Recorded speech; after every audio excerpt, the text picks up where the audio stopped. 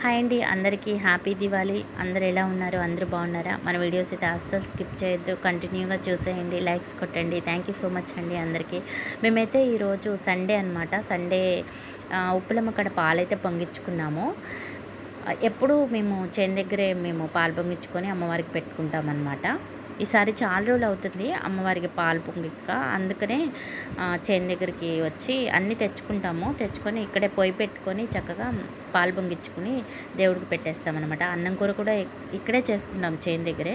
మంచి హ్యాపీగా అనిపిస్తుంది చేను దగ్గర అన్నం కూర వండుకొని తింటే. కానీ ఈసారి మిస్ అయ్యాము. కానీ తప్పకుండా ఈసారి చేను దగ్గర అన్నం కూర వండుకున్నప్పుడు మాత్రం మీకు చూపిస్తాను. బాగుంటుంది. ఏంటో చేను దగ్గర తింటే పచ్చడి వేసుకుని తిన్నా కూడా భలే హ్యాపీగా అనిపిస్తుంది, మంచిగా అనిపిస్తుంది అనమాట. ఈసారి మేము ఎక్కువసేపు స్పెండ్ చేయలేకపోయినాం చేను దగ్గర, ఎందుకంటే కొంచెం తొందరగా రిటర్న్ అవ్వాలి, పని ఉందనేసి రిటర్న్ అయిపోయామన్నమాట.